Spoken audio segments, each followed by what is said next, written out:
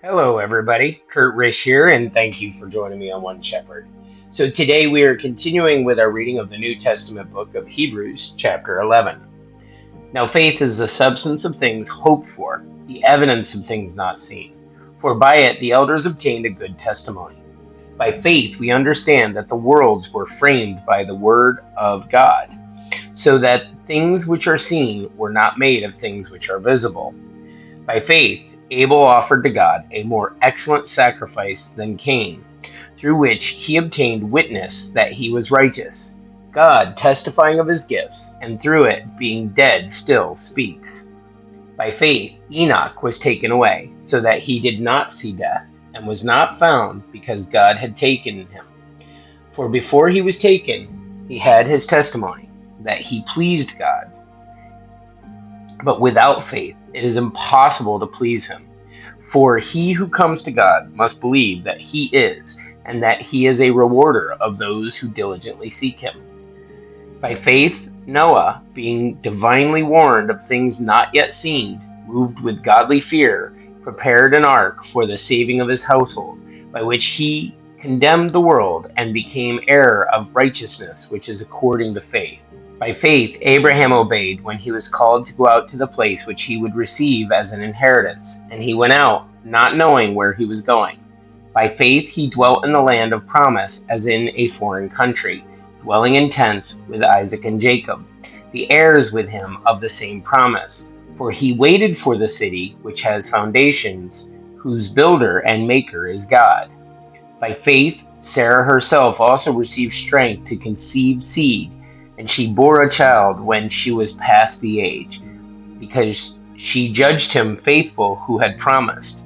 Therefore, from one man, and him as good as dead, were born as many as the stars of the sky in multitude, innumerable as the sand which is by the seashore.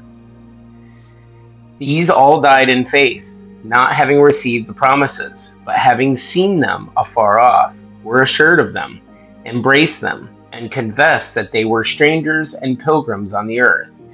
For those who say such things declare plainly that they seek a homeland. And truly, if they had called to mind that country from which they had come out, they would have had opportunity to return. But now they desire a better, that is, a heavenly country.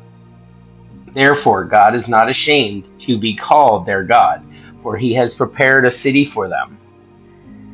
By faith, Abraham, when he was tested, offered up Isaac, and he who had received the promises offered up his only begotten son, of whom it was said, "In Isaac your seed shall be called," concluding that God was able to raise him up, even from the dead, from which he also received him in a figurative sense.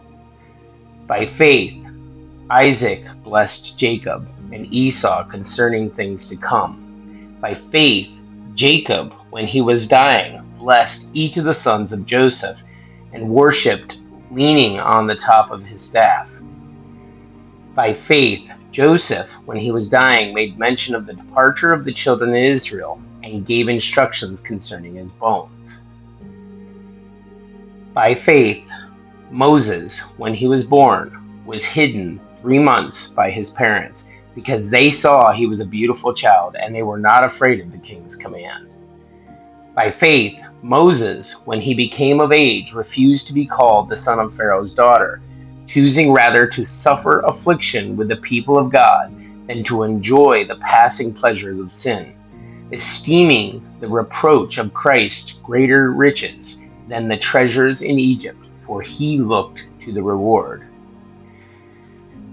By faith he forsook Egypt, not fearing the wrath of the king, for he endured as seeing him who is invisible. By faith he kept the Passover and the sprinkling of blood, lest he who destroyed the firstborn should touch them. By faith they passed through the Red Sea as by dry land, whereas the Egyptians attempting to do so were drowned. By faith, the walls of Jericho fell down after they were encircled for 7 days. By faith, the harlot Rahab did not perish with those who did not believe, when she had received the spies with peace.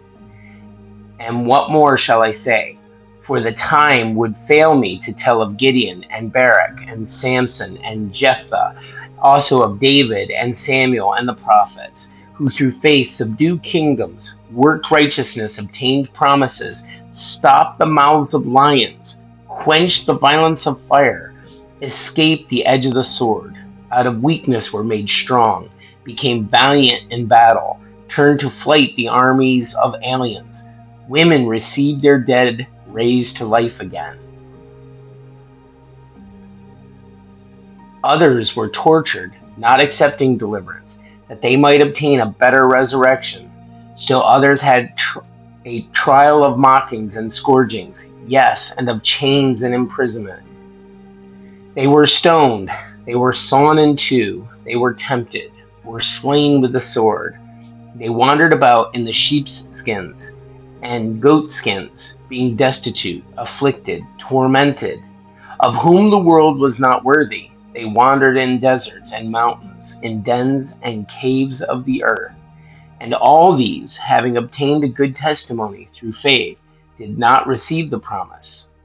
God, having provided something better for us, that they should not be made perfect apart from us.